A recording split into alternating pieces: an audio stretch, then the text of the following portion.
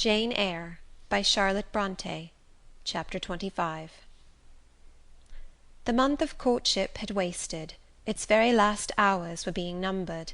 There was no putting off the day that advanced, the bridal day, and all preparations for its arrival were complete. I, at least, had nothing more to do. There were my trunks, packed, locked, corded, ranged in a row along the wall of my little chamber. To-morrow at this time they would be far on their road to London, and so should I, or rather not I, but one Jane Rochester, a person whom as yet I knew not. The cards of address alone remained to nail on. They lay, 4 little squares, in the drawer. Mr. Rochester had himself written the direction, Mrs. Rochester, Hotel, London, on each. I could not persuade myself to affix them, or to have them affixed. Mrs. Rochester! She did not exist. She would not be born till to-morrow, some time after 8 o'clock a.m., and I would wait to be assured she had come into the world alive before I assigned to her all that property. It was enough that in yonder closet, opposite my dressing-table, garments said to be hers had already displaced my black stuff Lowood frock and straw bonnet; for not to me appertained that suit of wedding raiment, the pearl-coloured robe, the vapoury veil pendant from the usurped portmanteau. I shut the closet to conceal the strange wraith-like apparel it contained, which at this evening hour, 9 o'clock, gave out certainly a most ghostly shimmer through the shadow of my apartment. "I will leave you by yourself, white dream," I said. "I am feverish. I hear the wind blowing. I will go out of doors and feel it." It was not only the hurry of preparation that made me feverish, not only in the anticipation of the great change, the new life which was to commence to-morrow. Both these circumstances had their share, doubtless, in producing that restless, excited mood which hurried me forth at this late hour into the darkening grounds; but a third cause influenced my mind more than they. I had at heart a strange and anxious thought. Something had happened which I could not comprehend. No one knew of or had seen the event but myself. It had taken place the preceding night. Mr. Rochester that night was absent from home, nor was he yet returned. Business had called him to a small estate of 2 or 3 farms he possessed 30 miles off. Business it was requisite he should settle in person, previous to his meditated departure from England. I now waited his return, eager to disburden my mind, and to seek of him the solution of the enigma that perplexed me. Stay till he comes, reader, and when I disclose my secret to him, you shall share the confidence. I sought the orchard, driven to its shelter by the wind, which all day had blown strong and full from the south, without, however, bringing a speck of rain. Instead of subsiding as night drew on, it seemed to augment its rush and deepen its roar. The trees blew steadfastly one way, never writhing round, and scarcely tossing back their boughs once in an hour. So continuous was the strain bending their branchy heads northward, the clouds drifting from pole to pole, fast following mass on mass, no glimpse of blue sky had been visible that July day.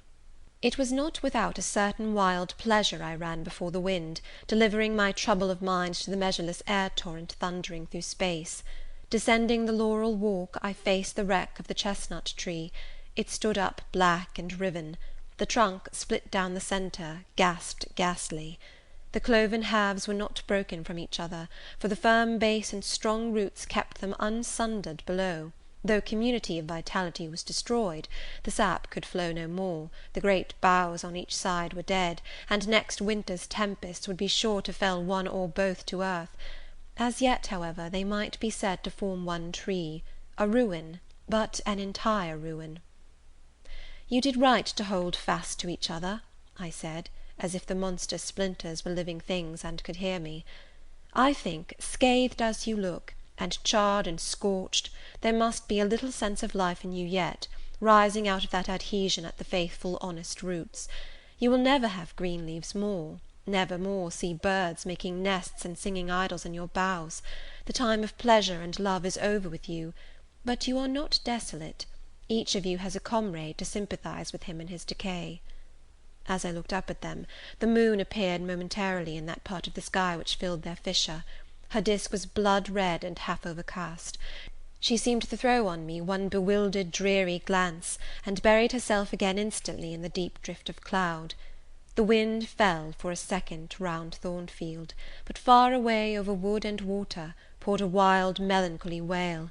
It was sad to listen to, and I ran off again. Here and there I strayed through the orchard, gathered up the apples with which the grass round the tree roots was thickly strewn. Then I employed myself in dividing the ripe from the unripe. I carried them into the house and put them away in the store-room.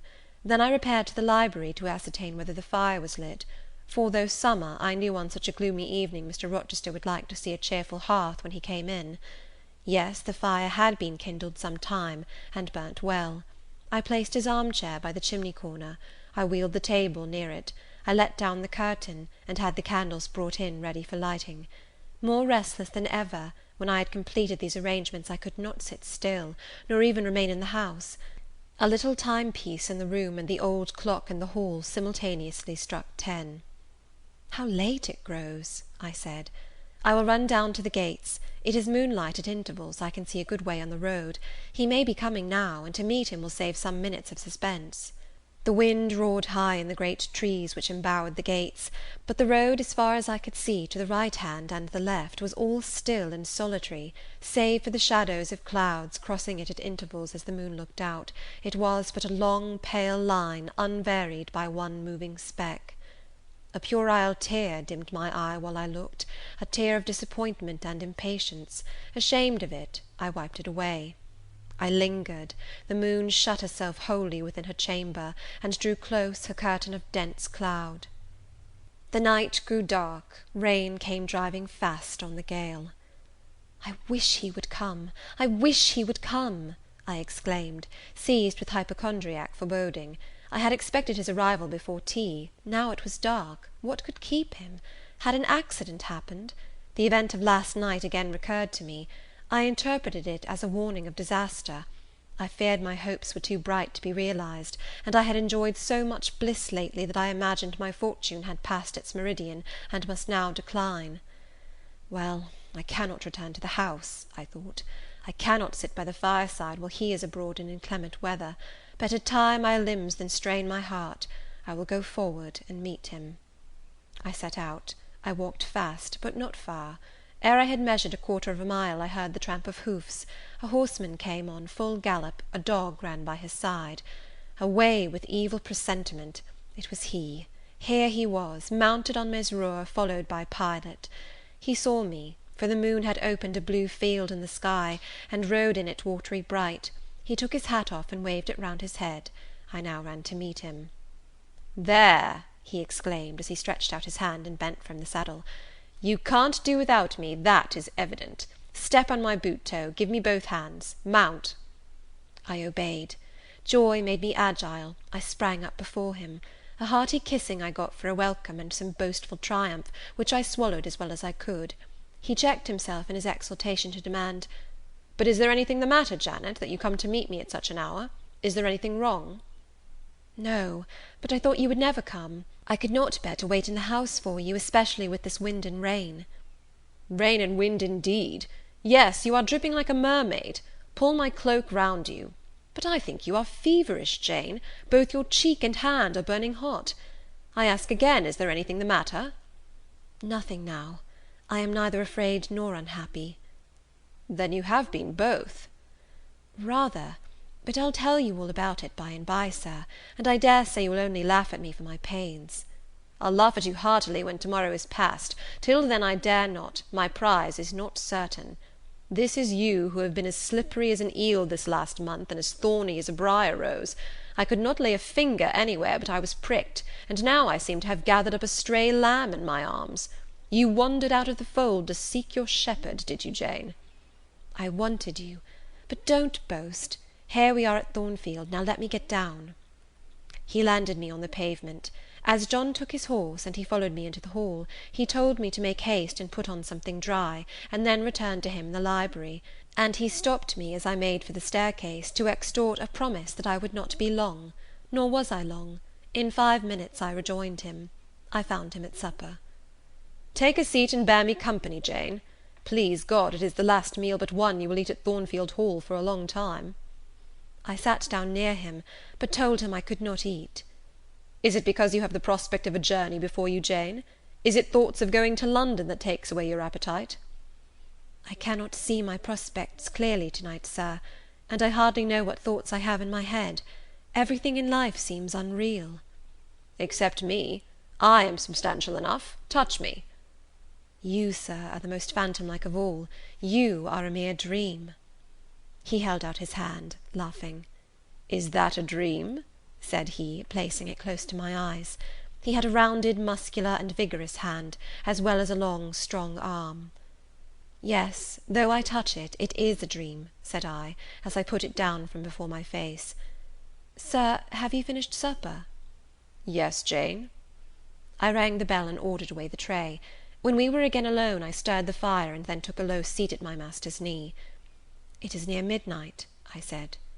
Yes, but remember, Jane, you promised to wake with me the night before my wedding. I did, and I will keep my promise, for an hour or two at least. I have no wish to go to bed. Are all your arrangements complete? All, sir. And on my part likewise, he returned. I have settled everything, and we shall leave Thornfield to-morrow, within half an hour after our return from church. Very well, sir. With what an extraordinary smile you uttered that word, very well, Jane. What a bright spot of colour you have on each cheek, and how strangely your eyes glitter. Are you well? I believe I am. Believe? What is the matter? Tell me what you feel. I could not, sir. No words could tell you what I feel. I wish this present hour would never end. Who knows with what fate the next may come charged? This is hypochondria, Jane. You have been over-excited or over-fatigued. Do you, sir, feel calm and happy? Calm? No. But happy, to the heart's core. I looked up at him to read the signs of bliss in his face. It was ardent and flushed. Give me your confidence, Jane, he said. Relieve your mind of any weight that oppresses it by imparting it to me. What do you fear? That I shall not prove a good husband? It is the idea farthest from my thoughts. Are you apprehensive of the new sphere you are about to enter, of the new life into which you are passing?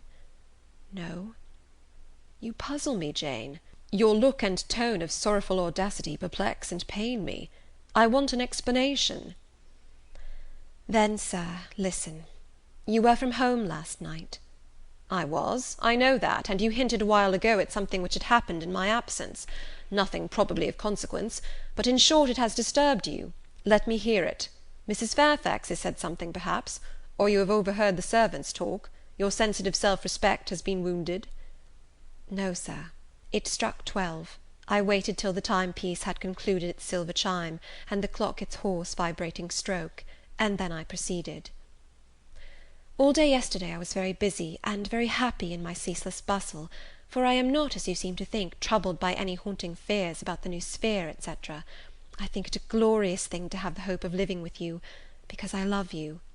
No, sir, don't caress me now. Let me talk undisturbed. Yesterday I trusted well in Providence, and believed that events were working together for your good and mine. It was a fine day, if you recollect.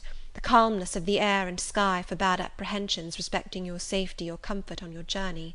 I walked a little on the pavement after tea, thinking of you, and I beheld you in imagination so near me I scarcely missed your actual presence. I thought of the life that lay before me, your life, sir, an existence more expansive and stirring than my own, as much more so as the depths of the sea to which the brook runs are than the shallows of its own straight channel. I wondered why moralists call this world a dreary wilderness. For me it blossomed like a rose. Just at sunset the air turned cold and the sky cloudy. I went in. Sophy called me upstairs to look at my wedding dress, which they had just brought, and under it in the box I found your present, the veil which, in your princely extravagance, you sent for from London, resolved, I suppose, since I would not have jewels, to cheat me into accepting something as costly. I smiled as I unfolded it, and devised how I would tease you about your aristocratic tastes, and your efforts to mask your plebeian bride in the attributes of a peeress. I thought how I would carry down to you the square of unembroidered blonde I had myself prepared as a covering for my low-born head, and ask if that was not good enough for a woman who could bring her husband neither fortune, beauty, nor connections. I saw plainly how you would look, and heard your impetuous republican answers, and your haughty disavowal of any necessity on your part to augment your wealth or elevate your standing by marrying either a purse or a coronet." "How well you read me, you witch!" interposed Mr. Rochester. "But what did you find in the veil besides its embroidery? Did you find poison, or a dagger, that you look so mournful now?" "No, no, sir. Besides the delicacy and richness of the fabric, I found nothing save Fairfax Rochester's pride, and that did not scare me, because I am used to the sight of the demon. But, sir, as it grew dark, the wind rose. It blew yesterday evening, not as it blows now, wild and high, but with a sullen, moaning sound, far more eerie. I wished you were at home. I came into this room, and the sight of the empty chair and fireless hearth chilled me. For some time after I went to bed I could not sleep. A sense of anxious excitement distressed me. The gale still rising seemed to my ear to muffle a mournful undersound. Whether in the house or abroad I could not at first tell, but it recurred, doubtful yet doleful at every lull. At last I made out it must be some dog howling at a distance. I was glad when it ceased. On sleeping, I continued in dreams the idea of a dark and gusty night. I continued also the wish to be with you, and experienced a strange, regretful consciousness of some barrier dividing us. During all my first sleep I was following the windings of an unknown road. Total obscurity environed me. Rain pelted me. I was burdened with the charge of a little child, a very small creature, too young and feeble to walk, and which shivered in my cold arms, and wailed piteously in my ear. I thought, sir, that you were on the road a long way before me, and I strained every nerve to overtake you, and made effort on effort to utter your name and entreat you to stop; but my movements were fettered, and my voice still died away inarticulate, while you, I felt, withdrew farther and farther every moment. And those dreams weigh on your spirits now, Jane, when I am close to you? Little nervous subject! Forget visionary woe, and think only of real happiness. You say you love me, Janet? Yes, I will not forget that, and you cannot deny it. Those words did not die inarticulate on your lips. I heard them clear and soft, a thought too solemn perhaps, but sweet as music. I think it is a glorious thing to have the hope of living with you, Edward, because I love you. Do you love me, Jane? Repeat it." "I do, sir, I do, with my whole heart." "Well," he said, after some minutes' silence, "it is strange, but that sentence has penetrated my breast painfully. Why? I think because you said it with such an earnest religious energy, and because your upward gaze at me now is the very sublime of faith, truth, and devotion. It is too much as if some spirit were near me. Look wicked, Jane, as you know well how to look. Coin one of your wild, shy, provoking smiles. Tell me you hate me. Tease me, vex me, do anything but move me. I would rather be incensed than saddened." "I will tease you and vex you to your heart's content when I have finished my tale, but hear me to the end." "I thought, Jane, you had told me all. I thought I had found the source of your melancholy in a dream." I shook my head. "What? Is there more? But I will not believe it to be anything important. I warn you of incredulity beforehand. Go on." The disquietude of his air, the somewhat apprehensive impatience of his manner, surprised me, but I proceeded. "I dreamt another dream, sir. That Thornfield Hall was a dreary ruin, the retreat of bats and owls. I thought that of all the stately front nothing remained but a shell-like wall, very high and very fragile looking. I wandered, on a moonlit night, through the grass-grown enclosure within. Here I stumbled over a marble hearth, and there over a fallen fragment of cornice. Wrapped up in a shawl, I still carried the unknown little child. I might not lay it down anywhere, however tired my arms, however much its weight impeded my progress, I must retain it. I heard the gallop of a horse at a distance on the road. I was sure it was you, and you were departing for many years, and for a distant country. I climbed the thin wall with frantic, perilous haste, eager to catch one glimpse of you from the top. The stones rolled from under my feet, the ivy branches I grasped gave way, the child clung round my neck in terror, and almost strangled me. At last I gained the summit. I saw you like a speck on a white track, lessening every moment. The blast blew so strong I could not stand. I sat down on the narrow ledge. I hushed the scared infant in my lap. You turned an angle of the road. I bent forward to take a last look. The wall crumbled. I was shaken. The child rolled from my knee. I lost my balance, fell, and woke. Now, Jane, that is all? All the preface, sir. The tale is yet to come. On waking, a gleam dazzled my eyes. I thought, oh, it is daylight. But I was mistaken. It was only candlelight. Sophy, I supposed, had come in. There was a light in the dressing table, and the door of the closet, where, before going to bed, I had hung my wedding dress and veil, stood open. I heard a rustling there. I asked, Sophy, what are you doing? No one answered. But a form emerged from the closet. It took the light, held it aloft, and surveyed the garments pendant from the portmanteau. Sophy! Sophy! I again cried, and still it was silent. I had risen up in bed. I bent forward. First surprise, then bewilderment came over me, and then my blood crept cold through my veins. Mr. Rochester, this was not Sophy, it was not Leah, it was not Mrs. Fairfax, it was not, no, I was sure of it, and am still, it was not even that strange woman, Grace Poole. It must have been one of them, interrupted my master. No, Sir, I solemnly assure you to the contrary. The shape standing before me had never crossed my eyes within the precincts of Thornfield Hall before. The height, the contour, were new to me. Describe it, Jane. It seemed, Sir, a woman, tall and large, with thick and dark hair hanging down her back. I knew not what dress she had on. It was white and straight, but whether gown, sheet, or shroud, I cannot tell. Did you see her face? Not at first, but presently she took my veil from its place. She held it up, gazed at it long, and then she threw it over her own head and turned to the mirror. At that moment I saw the reflection of the visage and features quite distinctly in the dark oblong glass. And how were they? Fearful and ghastly to me. Oh, Sir, I never saw a face like it. It was a discoloured face. It was a savage face. I wish I could forget the roll of the red eyes and the fearful blackened inflation of the lineaments. Ghosts are usually pale, Jane. This, Sir, was purple. The lips were swelled and dark, the brow furrowed, the black eyebrows widely raised over the bloodshot eyes. Shall I tell you of what it reminded me? You may. Of the foul German spectre, the vampire. Ah, what did it do?